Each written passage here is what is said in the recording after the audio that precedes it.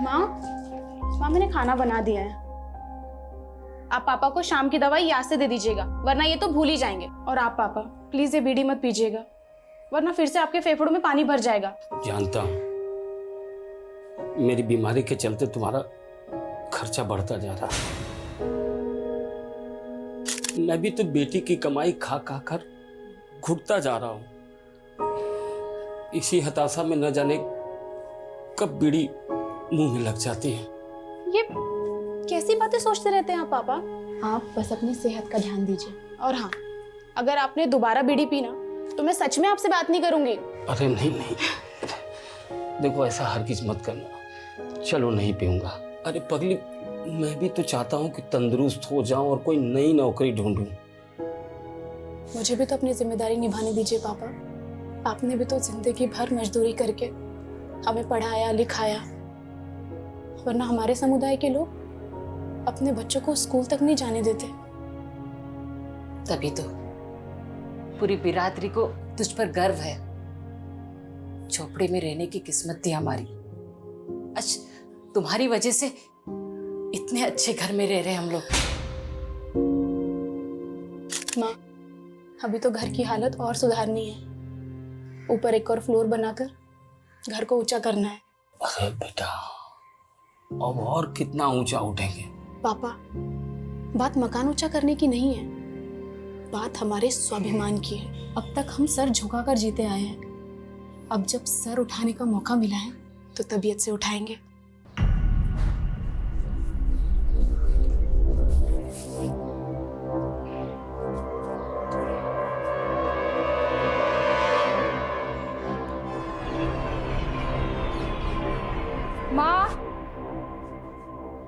माँ एक कप चाय बना दो प्लीज।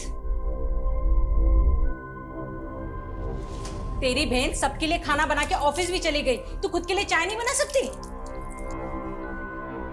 मेरी तुलना ना उससे मत किया करो। तेरी तुलना में उससे करना भी नहीं चाहती। तू उसके एड़ी के बराबर भी हो जाए ना तो मैं गंगा नहा लूंगी।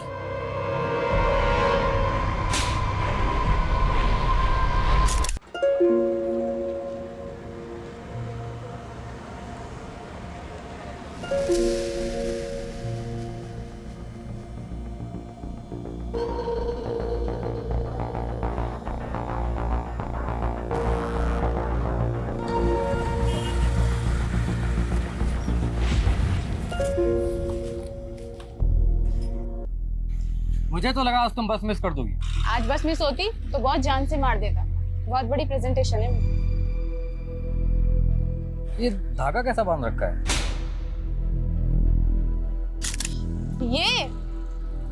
ये तो बस ऐसे ही।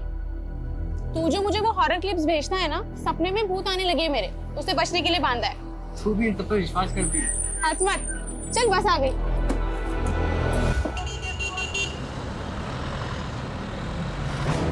वैसे तुम्हारे सपने में जो भूत आते हैं वो दिखते कैसे? पागल तू भी, छोड़िए सर। अच्छा सुन, जो मैं ऑफिस में प्रेजेंटेशन दिखाने वाली हूँ, तू उसे एक बार सुन और अपना फीडबैक दे।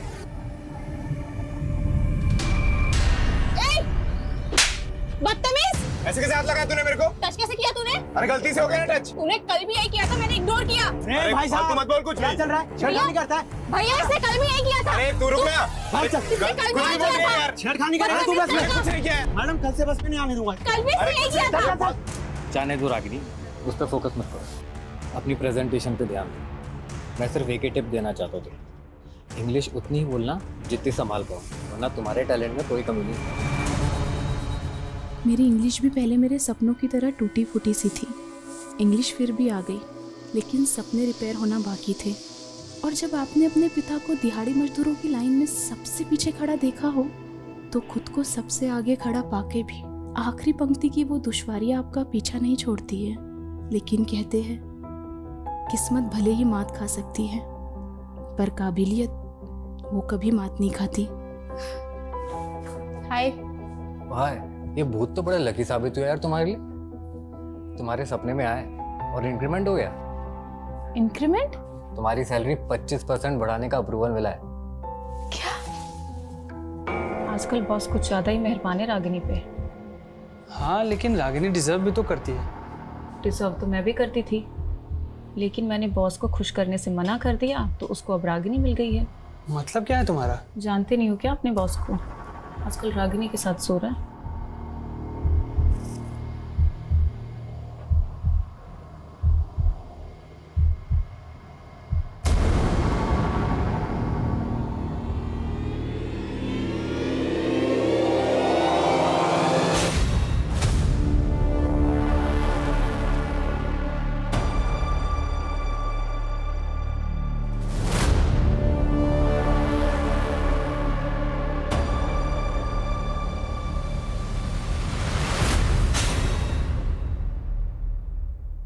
मैडम वो आपने न्यू बायोमेट्रिक एंट्री वाला फॉर्म भर दिया? हाँ पवन जी, भर दिया। ये लीजिए।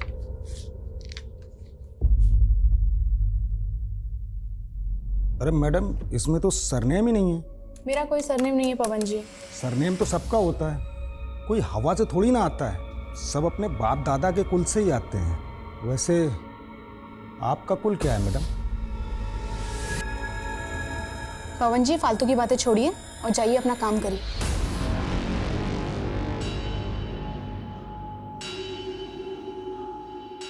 लाइए मैडम अपना फॉर्म दीजिए। पवन जी आप ठहरे कुलवान व्यक्ति, क्यों ऐसे लोगों से उलझते हैं जो अपनी जात छुपाते हैं? मतलब ये कि रागिनी ठहरी आपसे नीचे वाली और देखिए आपकी बॉस बन के बैठी है। कभी सोचा नहीं था कि ऐसे नीच लोगों की आवाभगत करनी पड़ेगी। रागिनी तुमने मुझसे अनजाने में जूठन उठवाई है ना, अब देख मैं तुझे जूठा खिलाता भी हूँ, जूठा पिलाता भी हूँ।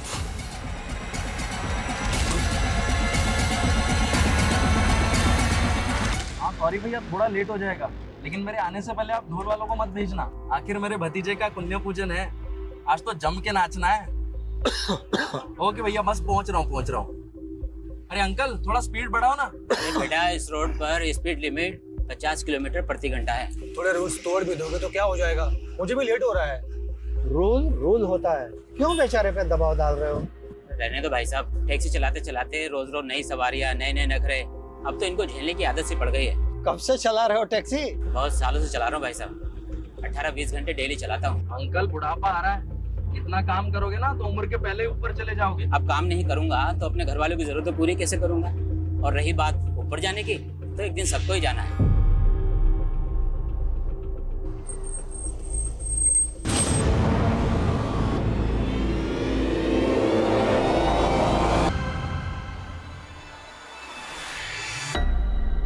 रागिनी फोन नहीं उठा रही है। 10 बजने को आया, कहाँ रह गई वो? अरे उसके दफ्तर में फोन करो ना। दफ्तर का नंबर तो गीतांजलि के पास है।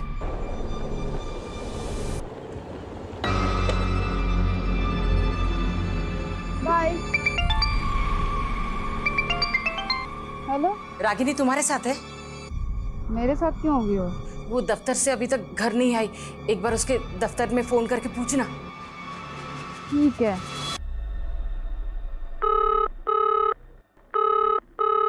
उसके ऑफिस में भी कोई कॉल नहीं उठा रहा है माँ, ऑफिस बंद हो गया होगा।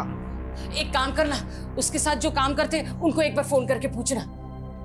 आप लोग क्यों टेंशन ले रहे हो? कहीं होगी ना कहीं मौज करने आ जाएगी। क्या बकवास कर रही है ये? बकवास मैं नहीं कर रही हूँ पापा, और ये आप दोनों की गलती का ही नतीजा है। 27 साल की हो गई है, लेकिन उसकी शादी के बारे में आप लोगों ने नहीं सोचा, तो कहीं तो जाएगी ना अपनी जरूरती। मान है क्या कैची, बोलने से पहले ये भी नहीं सोचती कि सामने बाप खड़ा है।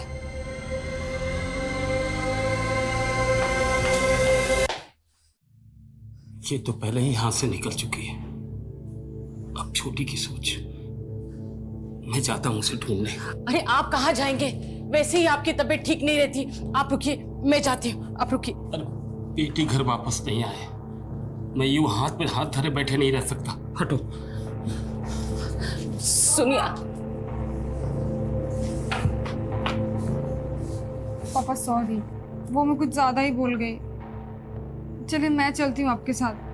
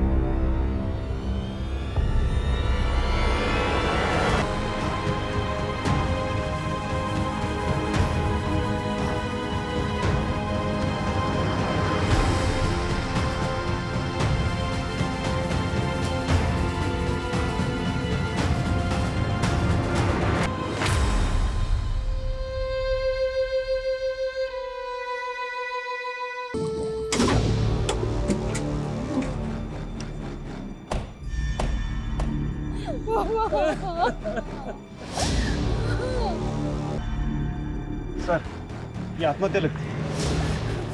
आत्महत्या नहीं कर सकती है मेरी बेटी। संभालिए अपने। कल रात हमने इन्हें सब कुछ बताया था, इन्होंने कुछ नहीं किया। और इनकी लापरवाही का नतीजा है सर कि मेरी बहन की ये हालत हुई है। आप लोग पीछे हटिए, आप लोग। खबर सामने आई है। एक रात पहले हुई गुमशुदा लड़की का शव आज सुबह मिर्दास रोड पे एक पेड़ से लटका पाया गया। सूत्रों के मुताबिक पीड़ित के परिवार ने एक रात पहले ही युवती की गुमशुदगी की रिपोर्ट थाने में दर्ज कराई थी। अब सवाल ये उठ रहा है कि ये मर्डर है या सुसाइड। आपको लगता है कि रागिनी ने सुसाइड नहीं किया, बल्कि किसी ने उसकी हत्या की? ये हत्या ही है साहब।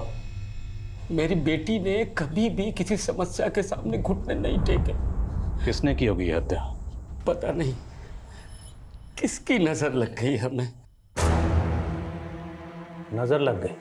साहब, हम लोग भूमिहीन लोग हैं।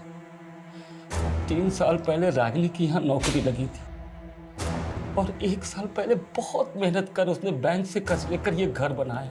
आप ही देखिए सारे सपने कैसे टूट गए।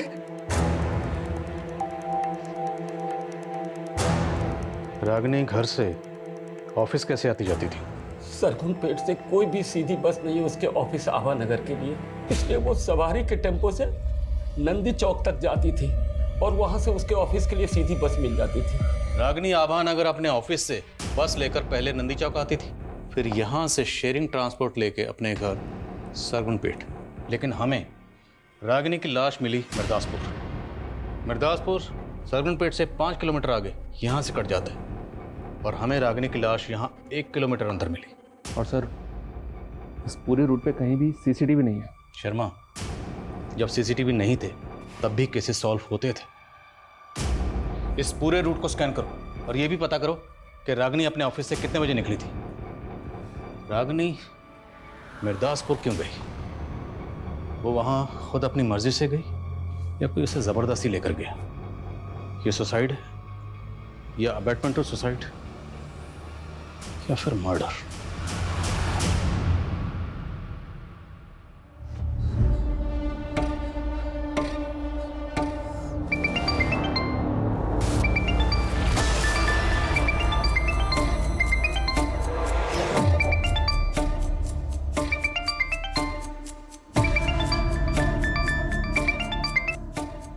मुझे तुमसे कोई बात नहीं करनी है।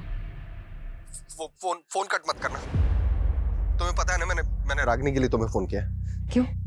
उसकी किस्मत तो तुम ही लिख रहे थे ना, तुम मुझसे क्या पूछ रहे हो? किस्मत तो मैं तुम्हारी भी लिखना चाहता। मेरी किस्मत तुम बहुत पहले ही खराब कर चुके हो। और तुम ही हो ना पनौती हम दोनों बहनों के बीच में। मेरी जिंदगी तो बर्बाद कर दी, और क्या पता रागिनी को भी अपने प्यार के चक्कर में फंसा लिया हो। बकवास बंद करो गीतांजलि। बकवास आदमी तो तुम हो। अगर मेरा बस चलता ना तो तुम्हें मार के लटका देती मैं, समझे तुम?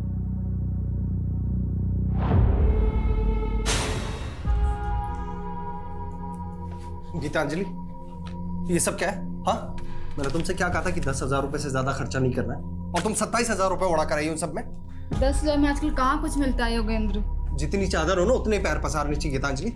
ये इतने महंगे ब्रांड्स के कपड़े खरीदने की क्या जरूरत थी? हाँ, एक तो महंगे के महंगे और ऊपर से ऐसे फटे हुए ऐसे भद्दे कपड़े। तो तुम्हें साड़ी पहनने वाली बीवी चाहिए, ये शादी से पहले बताना चाहिए था ना। लेकिन फैशन के नाम पे अपनी बीवी को ऐसे फटे हुए और भद्दे कपड़े नहीं पहनने दे सकता मैं। तुम्हें पता भी है ऐसे कपड़े पहनने से क्या होता है? दुर्भाग्य क्या आता है, गरीबी आती है।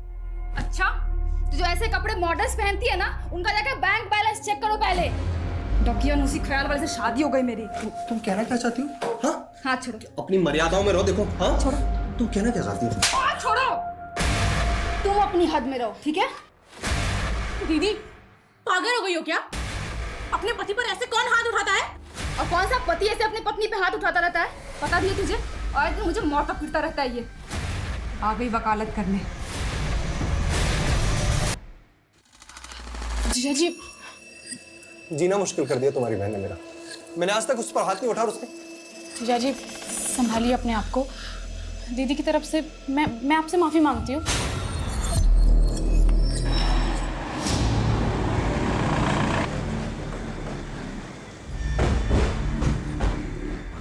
सर, मैं मान ही नहीं सकता कि रागिनी सुसाइड कर सकती है। मैं उसे तब से जानता हूँ जब उसने 3 साल पहले यहाँ ज्वाइन किया था। लोग उसका मजाक भी बनाते तो वो कभी गिव अप नहीं करती थी सर। लोग उसका मजाक बनाते थे? ये अभी की बात नहीं है, वो 3 साल पुरानी बात है सर, जब उसने एज एन इंटर्न ज्वाइन किया था यहाँ पर। Excuse me ma'am, I prepare this report. I prepare नहीं, I have prepared this report होता है। वो पहले विजिता मैम की असिस्टेंट थी, लेकिन रागिनी ने अपनी लगन से ऐसा काम किया, 6 महीने पहले ही विजिता मैम क्या, हम सबकी बॉस बन गई। कल ही रागिनी का इंक्रीमेंट हुआ था सर, वो बहुत खुश थी। ऐसा हो ही नहीं सकता कि वो सुसाइड कर ले। क्या कोई ऐसा है जो उसकी तरक्की से जलता था? नो आइडिया सर, लेकिन लगता था वो अपनी पर्सनल लाइफ में थोड़ी डिस्टर्ब थी। तुम उसकी पर्सनल लाइफ के बारे में क्या जानती हो? नॉट मच सर, लेकिन इस बारे में आपको अरविंद काफ़ी कुछ बता सकता है। वो मैडम, रागिनी मैडम और अरविंद सर दोनों साथ में एक ही बस में आते थे और एक ही बस में जाते थे। कुछ शाम भी वो दोनों लोग एक ही साथ वापस गए थे। बस कौन सी थी? बस का नंबर बोलिए। मैडम बस का नंबर तो नहीं मालूम, लेकिन बस रोज शाम को 5 बजे ऑफिस के सामने से निकलती थी।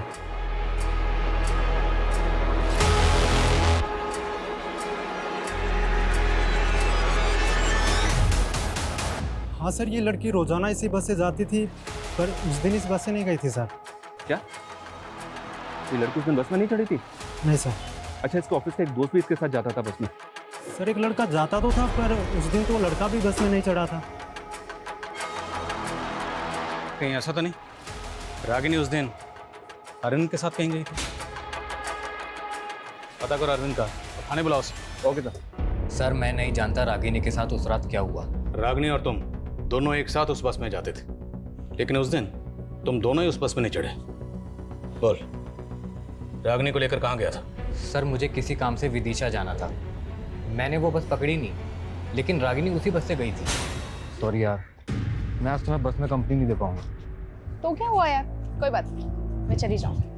लेकिन ड्राइवर तो बोल रहा है कि रागिनी उस बस में चढ़ी ही नहीं। तुमने खुद देखा था रागिनी को चढ़ते हुए?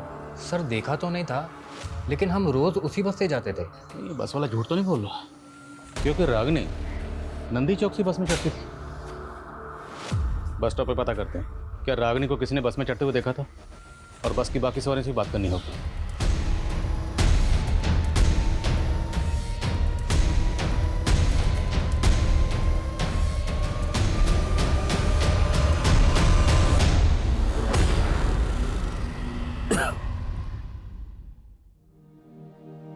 गिन चुन के 4 ही तो लोग हैं हम लोग, और ऊंचा मकान बनाने की क्या जरूरत है? बाबा, अब तक हम सर झुका के जीते आए हैं, लेकिन अब जब सर उठाने का मौका मिला है तो तबीयत से उठाएंगे।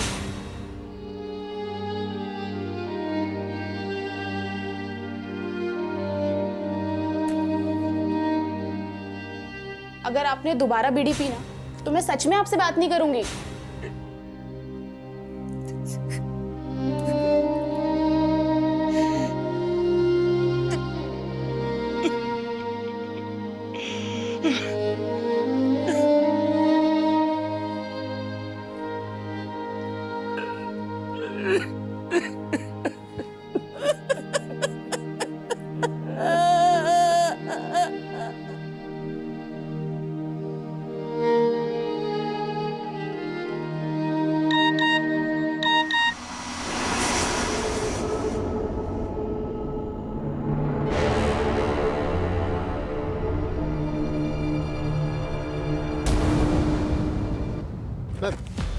नंदी चौक के बस स्टैंड के पास रिक्शा वाला मुझे मिला। इसने रागिनी को उस शाम को यहाँ पे देखा था, लेकिन इसका कहना है कि उस शाम रागिनी बस से नहीं बल्कि किसी के साथ बाइक से आई थी। क्या देखा था आपने? उस दिन शाम को बाइक से देखा था और एक लड़की के साथ। वो हेलमेट पहना हुआ था। ये लड़का था? ये तो खुद उनके साथ आता था बस से, वो कोई और था। गाड़ी का नंबर? नंबर मुझे नहीं पता, लेकिन लाल कलर का बाइक था। क्या टाइम हो रहा होगा सर? करीबन 6 या 7 बज रहा था। मैम यहाँ आसपास कोई सीसीटीवी भी नहीं है। अरे कुछ तो होगा, आगे पीछे आसपास कहीं ना कहीं चेक करो। अब आगे एक पेट्रोल पंप है ना जी, वहाँ जाके चेक करो, हो सकता है उनके सीसीटीवी से पता चले कि रागिनी किस बाइक से आई थी।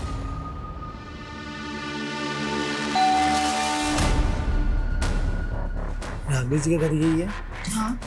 महंगे कुछ पार्सल है।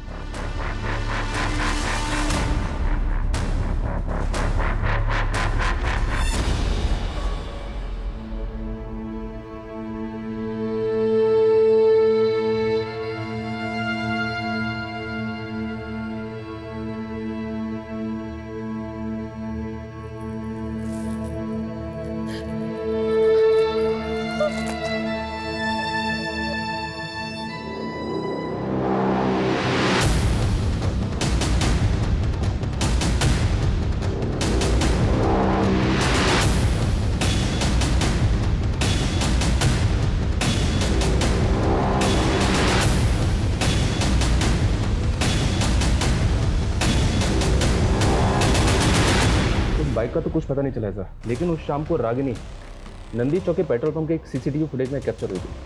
वो शाम को तकरीबन 7 बजे एक कैब में बैठी हुई दिखी। ये देखिए। किसकी कैब है? अब बिना वक्त गवाए ये बता दे कि लड़की को क्यों मारा। बोल। साहब मैं मानता हूँ वो लड़की मेरी टैक्सी में बैठी थी। ये बोल, लड़की को लेकर गया कहाँ था? साहब मुझे कुछ नहीं पता, मैं शहरी टैक्सी चलाता हूँ, कौन कहाँ पे उतरता मैं याद नहीं मुझे। कोई बात, हम याद दिलाएंगे। याद दिला जरा से। साहब मुझे याद आ रहा है साहब। सर मैंने उस लड़की को ना मिर्दास रोड पे छोड़ा था साहब।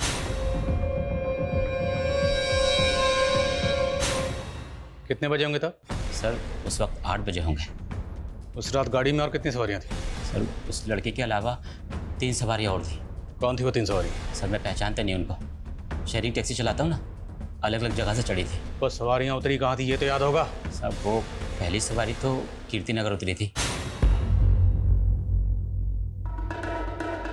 और दूसरी वृंदापुर और तीसरी मालवीपुर उतरी थी सर।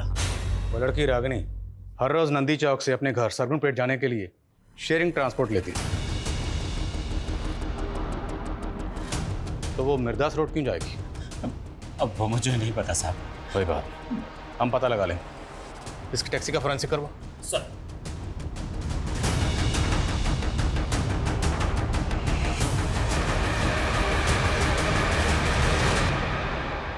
निमिष, तुम्हारी टैक्सी में ई वॉलेट बारकोड है ना? हाँ साहब है।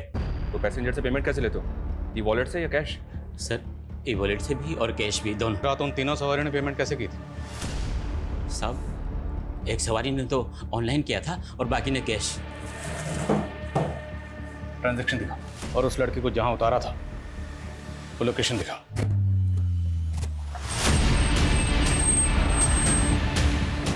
चलो उतरो। हाँ साहब यही वो जगह है, यही उतारा था मैंने उस लड़की को।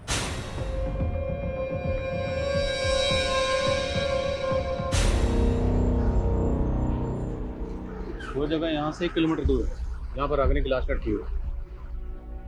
सर यहाँ आसपास कुछ घर दिखाई दे रहे हैं, हो सकता है कि रागिनी किसी के घर पे आई हो। उस रात को किसी ने रागिनी को यहाँ आते जाते देखा। रागिनी के घर वालों ने ऐसा कुछ कहा नहीं कि उनकी जान पहचान का यहाँ कोई रहता है, फिर भी पता करो। ओके सर, विकास।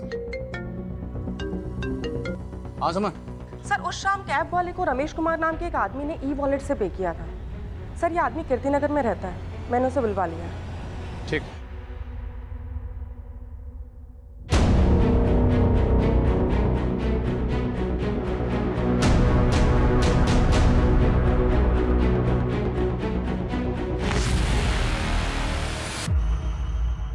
हाँ सर, कल ये कैब में थी, पिछली सीट पे बैठी हुई थी। तुमने इस लड़की के साथ कहाँ तक ट्रैवल किया था? शायद मिर्दास रोड। इस लड़की, तुम्हारे और टैक्सी ड्राइवर के अलावा टैक्सी में और कितने लोग थे? सर 2 जन और थे। एक अंकल थे, बहुत बुजुर्ग, बार बार खांस रहे थे, और सर एक लड़का था, यंग। कौन थे वो दोनों, जानते हो? नहीं सर, मैं नहीं जानता। वो दोनों एक दूसरे को जानते? सर ऐसा देख के तो नहीं लगा, पर वो लड़का बहुत जल्दी में था सर, उसे किसी फंक्शन में जाने के लिए बोल रहा था। आखिर मेरे भतीजे का पुण्य पूजन है, आज तो जम के नाचना है। कैब ड्राइवर ने बताया कि वो जो लड़का मालवीपुर में उतरा था, उसे वहाँ किसी कुआं पूजन में जाना था। मालवीपुर में जितने भी बैंक्वेट हॉल, पार्टी हॉल हैं, सब जगह पता करो कि वो कुआं पूजन फंक्शन कहाँ था। शर्मा, किसी भी तरह से उस लड़के को ढूंढो, क्योंकि हो सकता है उस लड़के से हमें पता चले कि उस रात रागिनी के साथ क्या हुआ था। सर मिर्दासपुर में भी इंक्वायरी चालू है, लेकिन अभी तक कोई भी ऐसा विटनेस नहीं मिला है जिसने रागिनी को उस रात वहाँ किसी के साथ देखा।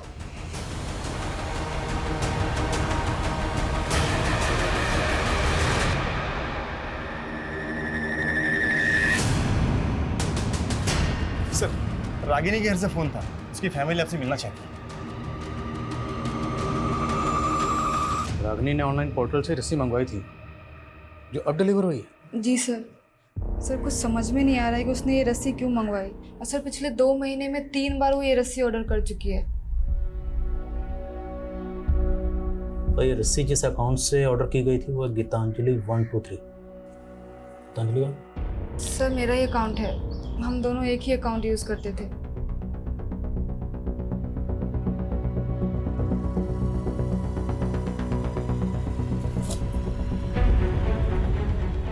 ये ठीक वैसी रस्सी है जिस रस्सी पर रागिनी की लाश लटकी हुई थी। हाँ सर, इसीलिए लगा कि आपको बता देना चाहिए। पर आप तो कह रहे थे कि रागिनी सुसाइड नहीं कर सकती, जबकि आपकी बेटी कह रही है कि रागिनी पिछले 2 महीने से ऐसी रस्सी मंगवा रही थी। तो क्या रागिनी 2 महीने से सुसाइड के बारे में सोच रही थी?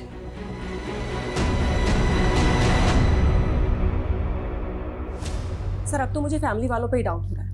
कहीं ऐसा तो नहीं कि उन्हें पता हो रागिनी ने किस वजह से सुसाइड किया है और वो हमें गोल गोल घुमा रहे हैं। अगर घर वाले वाकई कुछ छुपा रहे हैं फिर इस केस की कहानी कुछ और है। क्या ऐसा हो सकता है सर कि रागिनी के घर वाले पिछले 2 महीने से रागिनी को मारने की प्लानिंग कर रहे थे? ऑनलाइन रस्सी मंगाना उनकी प्लानिंग का हिस्सा हो? सर रस्सी उसकी बड़ी बहन के अकाउंट से मंगाई गई है। ऐसा हो सकता है कि घर पे उसका मर्डर किया गया और लाश ले जाकर बाहर लटका दी ताकि वो लोग ना फंसे। और सर हमें मर्डर और सुसाइड में उलझा रहे हैं। उस घर का पूरा खर्चा सिर्फ और सिर्फ रागिनी के पैसों से चलता था। अब सवाल ये है कि वो सोने के अंडे देने वाली मुर्गी को क्यों मारेंगे? शायद ऑनर किलिंग वाला एंगल हो सकता है कि रागिनी को कोई ऐसा लड़का पसंद आ गया हो जिसे उसके घर वाले ना पसंद करते। देखो, अरविंद रागिनी के काफ़ी क्लोज था, पर वो ये नहीं मान रहा कि उसका रागिनी के साथ अफेयर भी था। तो क्या ये मुमकिन है कि रागिनी किसी और लड़के को मिलने के लिए मिर्दासपुर गई? लेकिन सर मिर्दासपुर में कुछ नहीं मिल रहा है। रागिनी के सोशल मीडिया अकाउंट्स चेक करो, क्योंकि इस रस्सी ने इस केस को और भी उलझा दिया है। लेकिन रागिनी की मौत का इस रस्सी से कोई तो राज जुड़ा है।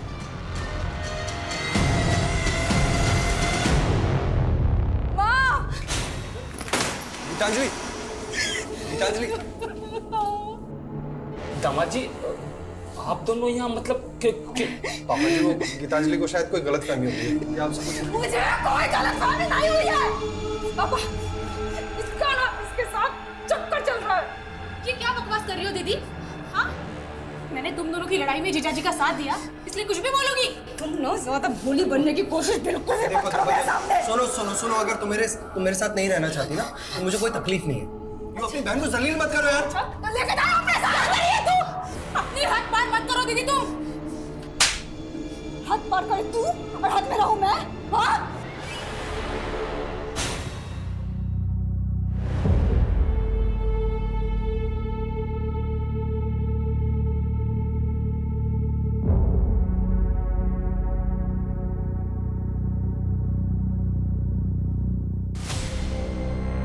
गीतांजलि, कहीं तू हमसे कुछ छुपा तो नहीं रही है ना?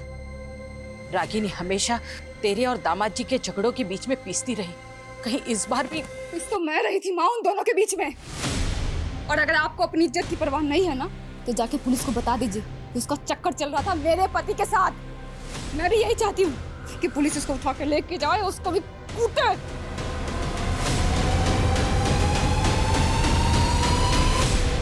उस रात मालवीपुर के एक पार्टी हॉल में एक बच्चे का कुआं पूजन था, और रमेश के मुताबिक जिस बच्चे का कुआं पूजन था वो उसका भतीजा था।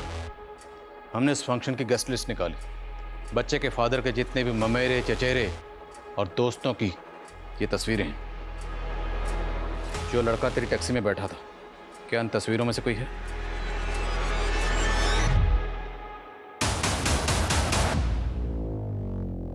सर वो लड़की मालवीपुर के पहले ही कहीं उतर गई थी। कहाँ उतरी थी? जगह का नाम बोल। शायद मिर्दासपुर सर।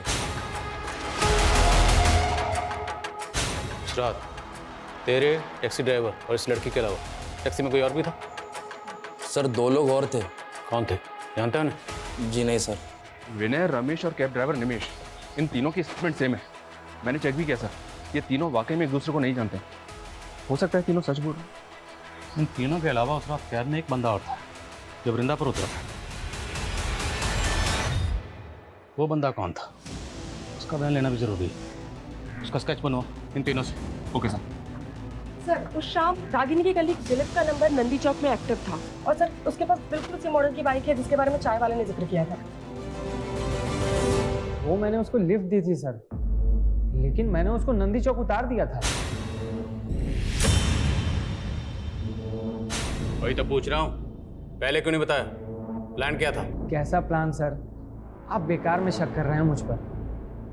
मैं तो खुद गिल्ट में हूँ कि मैंने उस दिन उसको घर तक नहीं छोड़ा। ये इमोशनल ड्रामा बंद कर, सच बोल। मैं सच कह रहा हूँ सर, मैं उसको घर तक ड्रॉप करता तो मुझे अपने घर जाने के लिए 15 किलोमीटर वापस आना पड़ता। इसलिए रागिनी ने ही मुझसे कहा कि मैं उसे नंदी चौक उतार दूँ, वो शेयरिंग कैब ले लेगी। ठीक है, जाओ।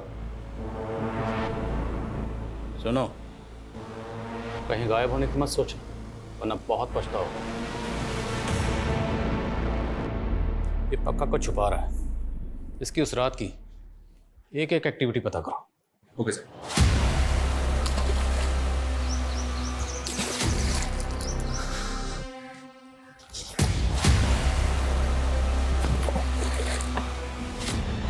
सर, रागिनी की डिटेल पोस्टमार्टम रिपोर्ट। उसकी मौत फांसी लगने से ही हुई है और मौत से पहले उसके साथ गैंगरेप भी किया गया। गैंगरेप?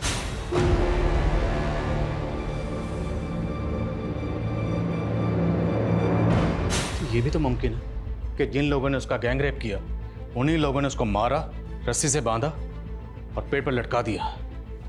लेकिन वो रेपिस्ट है कहाँ? रेपिस्ट तो रेपिस्ट। हम तो अभी तक ये भी पता नहीं लगा पाए कि रागिनी मिर्दासपुर क्यों गई थी। आसमान सर, वृंदापुर में उस चौथे आदमी का स्केच आइडेंटिफाई हुआ है। मंजुल नाम है सर उसका। लाओ से। हाँ सर, वो लड़की थी उस कैब में और मिर्दासपुर उतरी थी। उस लड़की का गैंगरेप हुआ था और फिर मर्डर। अगर कुछ भी जानते हो तो बता दो। सर, मेरे बच्ची जैसी है वो। मैं खुद हैरान था कि इतनी रात को वो उतरी क्यों।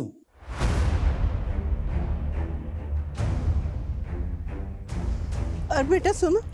हाँ बेटा, इतने दिनों से मैं यहाँ इतनी पुलिस आते हुए देख रही हूँ, बात क्या है? अरे लड़की की आत्महत्या की है ना, उसकी इंक्वायरी चल रही है। पर वो तो 1 किलोमीटर दूर हुई थी, फिर पुलिस यहाँ क्यों पूछ रही है? सर, मैंने रागिनी का सोशल मीडिया अकाउंट चेक किया। सर, गौर करने वाली बात यह है, जिस दिन उसका रेप हुआ है उस दिन उसने इस योगेंद्र नाम के आदमी को बर्थडे विश किया है। कहीं ऐसा तो नहीं कि रागिनी को ये बर्थडे पार्टी अटेंड करनी थी इसलिए वो मिर्दासपुर उतरी? लेकिन सर, ये सरकपुर में रहता है। हो सकता है इसने रागिनी को पिक किया वहाँ से। सर, हैरानी की बात तो यही है, ये योगेंद्र रागिनी की बड़ी बहन गीतांजलि का हस्बैंड है और गीतांजलि और इसका डिवोर्स होने वाला है। What? क्या हुआ? योगेंद्र का नाम सुनकर आप लोग चुप क्यों हो गए? सर, ये लोग कुछ नहीं बोलेंगे उसके बारे में। मतलब कहना क्या चाहती हैं आप? सर, वो मुझे डिवोर्स देके मेरी बहन रागिनी से शादी करना चाहता था। रागिनी भी उससे शादी करना चाहती थी? सर, रागिनी तो उसके सामने मुझे ही गलत समझती थी, कभी उसकी असली इंटेंशन नहीं समझ पाई। सर, 1 नंबर का वाहियात आदमी है वो। मुझसे पहले उसने एक जानवर से भी शादी की थी सर। जानवर? दिमाग खिसका हुआ है सर उसका। कहता है कि उसकी कुंडली में ना 2-2 शादियों का योग है। पहले उस जानवर से शादी की, फिर मुझसे, और मेरे बाद अब मेरी बहन को फुसला रहा था। सर, मैं कुंडली में विश्वास करता हूँ और सच में सर, मेरी कुंडली में 2 शादियों का योग लिखा हुआ था। तेरा राहु केतु सब बिगाड़ दूंगा, समझा? बोल, किस किस के साथ मिलकर रागिनी का गैंग रेप किया? सर, कैसी बातें कर रहे हैं सर आप? मैं ऐसे चरित्र का आदमी नहीं हूँ सर। और रागिनी तो खुद जानती थी अपनी बहन के बारे में। अब रागिनी तो रही नहीं और तेरी कथा सुनने में हमें कोई दिलचस्पी नहीं, समझे? टाइम वेस्ट मत कर, बोल। सर, मैं सच कह रहा हूँ सर, मैंने ऐसा कुछ भी नहीं किया सर। और सर, उल्टा मुझे तो ऐसा महसूस होता है कि गीतांजलि ने अपनी छोटी बहन को कत्ल करवा दिया सर। अच्छा, वो अपनी सगी बहन को क्यों मरवाएगी? सर, 15 लाख रुपए मांग रही थी मुझसे एलोमनी के लिए और रागिनी मेरे साथ खड़ी थी। वो अपनी बहन के खिलाफ कोर्ट में गवाही देने वाली थी और सर, मुझे यकीन गीतांजलि ने अपनी बहन को पैसों की वजह से मरवाया।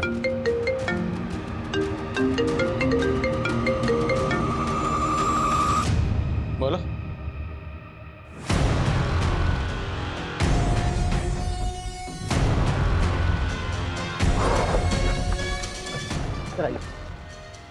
सर, ये लीजिए, इस रात के बारे में आपको कुछ बताना चाहती हूँ। अरे साहब, मैं रोज यहाँ इतनी पुलिस आते हुए देखती हूँ, लेकिन मुझसे पूछा ही नहीं किसी ने कि क्या बात है, तो मैं पहले ही बता देती ना।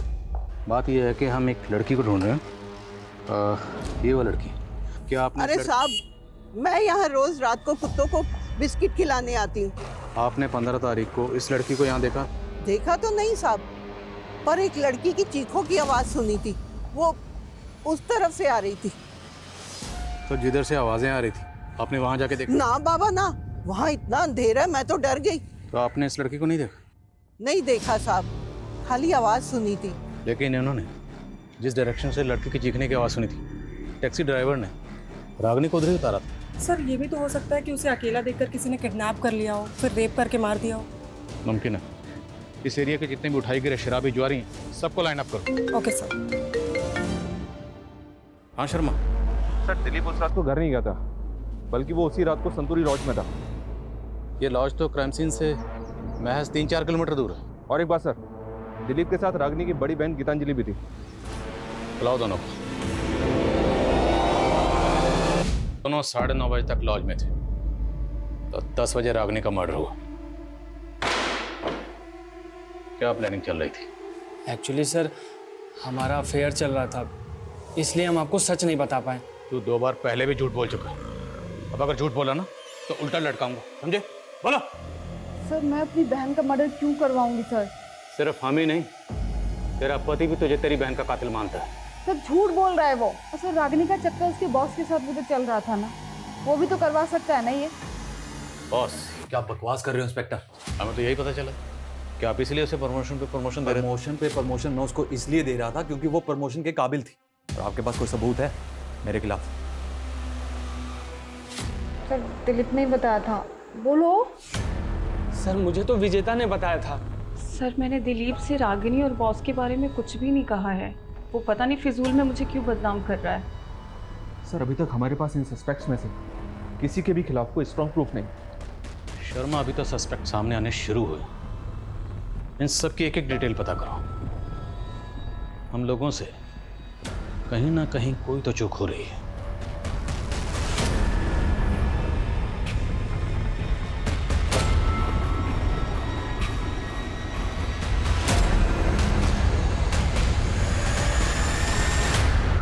रागिनी, तुम्हारी कुंडली देखकर तो ऐसा लगता है कि तुम कोई ना कोई बड़ा मिरेकल करने वाली हो, लेकिन एक दोष है और वही तुम्हारी समस्याओं का कारण है। कैसा दोष? बड़ा भारी दोष है। सर हमने इन तीनों की बारीक से बारीक डिटेल निकाली है। निमेश के बारे में कुछ बातें पता चली है। कैसी बात है? ये वर्कहॉलिक है सर, 3-3 शिफ्ट में टैक्सी चलाता था, लेकिन उस रात के बाद से ना तो इसने टैक्सी चलाई है और ना ही अपने मोहल्ले के बाहर निकला है। डरा हुआ है क्या? पता नहीं सर। और ये रमेश, ये भी ऑफिस नहीं गया था और ना ही विनय कॉलेज। ये तीनों के तीनों एक ही बयान दे रहे हैं। अब ये सच बोल रहे हैं या झूठ, ये पता लगाने का वक्त आ गया। साहब मैंने कुछ नहीं किया, मेरी तबीयत खराब थी साहब। दिमाग खराब मत कर, तेरी टांगे तोड़ दूंगा, समझे? रमेश, मंजुल और विनय सब बोल चुके हैं, अब तू बोल।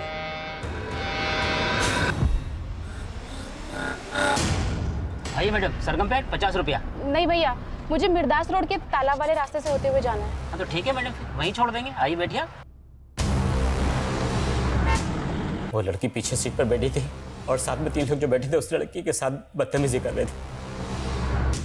मैं तो लड़की को बचाना चाहता था, इसलिए मैं उस लड़की को मिर्दास रोड पे उतार रहा था। उन लोगों ने मुझे जान से मारने की धमकी दी। फिर जो वो बोलते रहे मैं करता रहा। उन्होंने आगे जाके गाड़ी रुकवाई और उस लड़की के साथ रेप किया।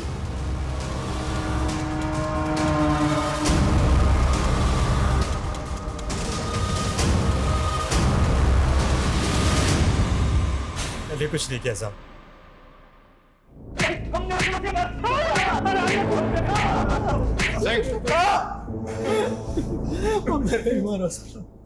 उन तीनों जानवरों ने उस मासूम को गद्द की तरह नोचा।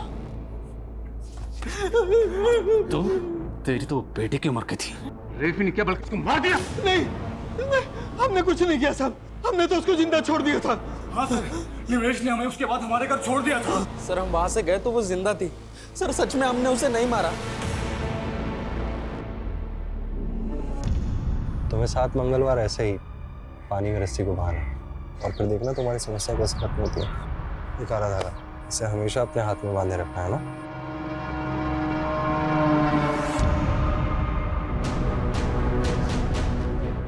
बोल, सबसे आखिर में तूने मंजुल को 11 बजे वृंदापुर छोड़ा था। उसके बाद तेरी टैक्सी खाली थी, लेकिन फिर भी तू घर नहीं गया। घर गया सुबह। कहाँ था रात भर? बोल बोल वरना रेप और मर्डर के चार्जेस लगाऊंगा तुझ पर। नहीं साहब, नहीं साहब, मैंने पहले रेप नहीं किया, पर वो लड़की मेरे दिमाग में बार बार घूम रही थी। मैंने पहले उन तीनों को घर छोड़ा, फिर मैं वहां गया था साहब।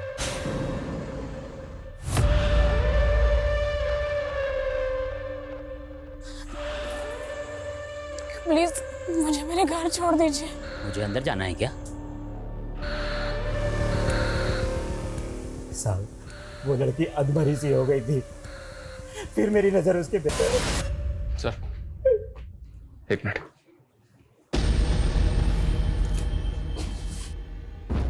सर, इस क्राइम का मोटिव कुछ और ही है। मैं उसे सबक सिखाना चाहता था। मुझे पता था वो रोज इस शेयरिंग टैक्सी से आना जाना करती है, इसीलिए मैंने प्लान बनाया। मैं और विनय अलग अलग जगह से चढ़े, लेकिन हम जब गाड़ी में चढ़े वो बैठी भी नहीं थी। लेकिन उसने जब मुझे देखा, पड़ोसी है, सोचा होगा सेफ रहेगी, इसलिए गाड़ी में बैठ गई। मैंने छेड़खानी शुरू कर दी। मैंने सामने बैठे वाले रमेश का मिजाज भी पढ़ लिया था। ये क्या बदतमीजी है ये? भैया भैया गाड़ी रोको। ड्राइवर ने जैसे ही उसे उतारा, हमने उसे दबोच लिया। क्या बिगाड़ा था उसने? मैंने उसको समझाया था उसका घर हमारे घर से ऊंचा ना करे, लेकिन उसने हमारी नहीं सुनी। मैं उनकी जात वालों के घर का पानी भी नहीं पीता, और मैं नहीं चाहता था उसके घर की परछाई में हमारे घर पर पड़े। शर्मा,